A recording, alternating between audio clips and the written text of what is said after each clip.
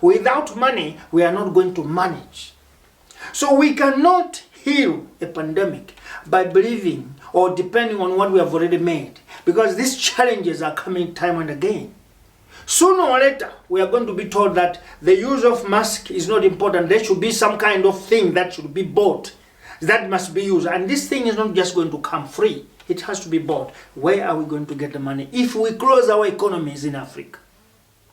Where are we going to have the money to salvage these issues that will come in case we are told to use now machinery masks? Because it's going to come to that we'll need ventilation type of masks. We are not going to use maybe helmets that are ventilated to filter this air so that corona cannot pass, because it's within the air. Now that's expensive, because those who are going to develop these helmets or these masks or this machinery, they will need money. And now if we close our economy, where are we going? What are we going to do? Africa, I'll come back, is a cradle of mankind. And it was not that when we are a cradle of mankind, it's not that we were given as a gift. That's a reality. Beginning of life started in Africa. Humanity started from Africa. All those things that we learned from school that were coming from ape to Homo sapiens, from Homo sapiens to Zinjanthropus, from Zinjanthropus to Neanderthal, then me. Just myth, a belief.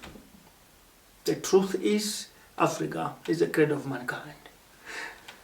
Therefore, the treatment of each other as second-class citizens, let us stop blaming the whites. Let us stop blaming white people. Let us blame ourselves. If Africa is so poor today, it's not because of the people that came from outside. It is because of you and me. Because we fail to agree that we are the cradle of mankind. Because we fail to accept that we are who we are and we can do anything.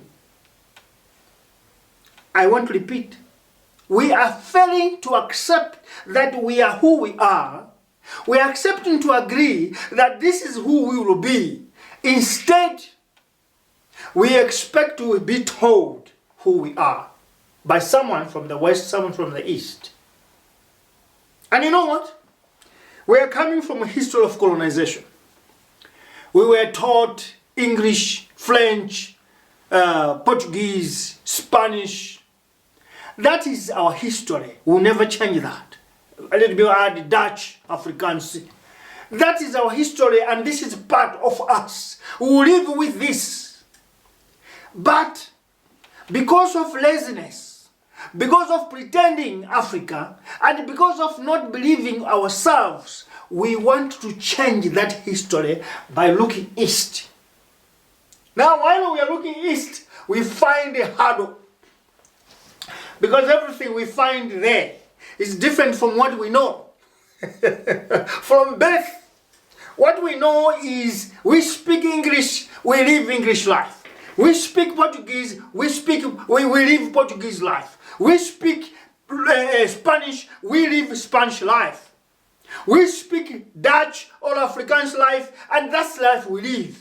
But because of pretending, we change, we say, no. These people have molested us, have punished us, have enslaved us, and have not given us the love that we need as creator of mankind. Let's switch on to East.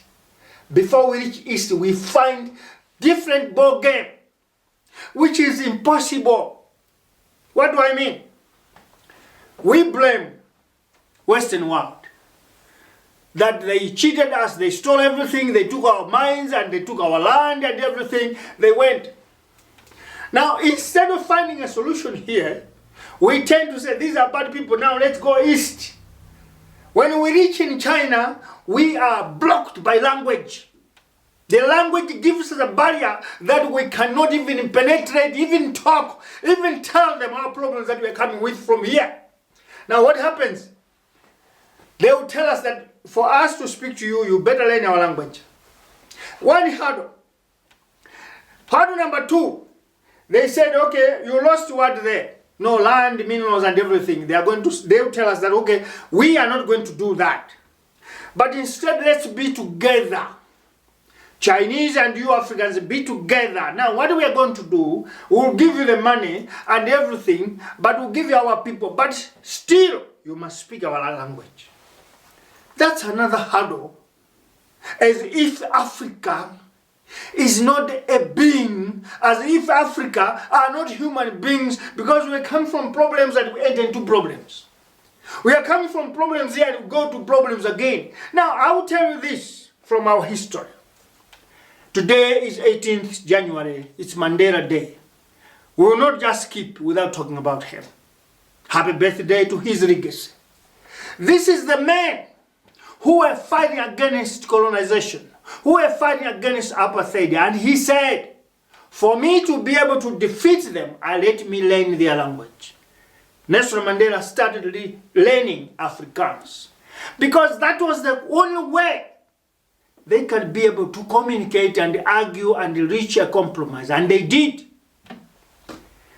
Now, that one taught us or is teaching us that if we need to solve a problem, we cannot run away from it.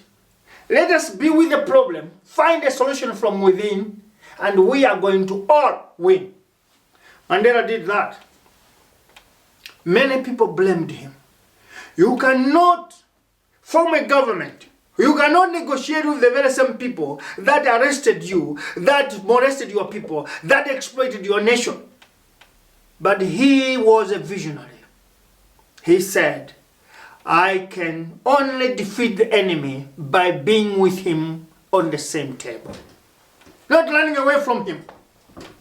But African problem today, maybe I should ask governments, let us stop teaching our children in schools about colonization, about partitions, about the scramble, and teach them about our own African history. Because our solutions lies everywhere. Nelson Mandela gave us a legacy. Nelson Mandela gave us a better lesson that you cannot run away from the problem. We will rather be in there, a solution will come. And for sure, 27 years after, solution was found. The very same people that were calling Nelson Mandela boy ended up calling him His Excellency the President. Without a fight, despite the past fights. South Africa today is a country that is enjoyed by war, by everyone, white, black. It's a society of all races. And I want to clear here, if South Africa of today is painful, if South Africa of today is in trouble, it's not because of the foundation that Nelson Mandela laid, or it's not because of the foundation that apartheid laid. It is how we handled the outcome. It is how South Africa handled the outcome of what happened. That's why South Africa is in trouble today. But Nelson Mandela gave us a lesson that we can find a solution within a problem. There will be no solution when there's no problem. There will be a solution where there's a problem. So Africa has run away from that legacy, going to China now. Today, we hear most of the parts of Africa are in the hands of Chinese people.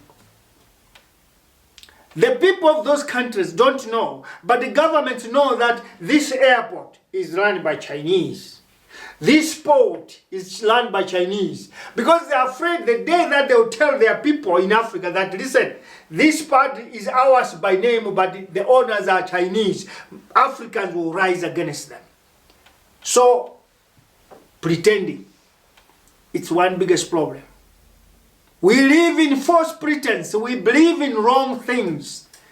If we are to liberate Africa, if we are to believe we are cradle of mankind, let us live real. That is why we are, each and every Saturday, standing here, infusing, instilling the Utopian philosophy. That is realism. Let's live real. Even if it's bad or good, let's accept, because that's reality. And what is the reality here? We are black.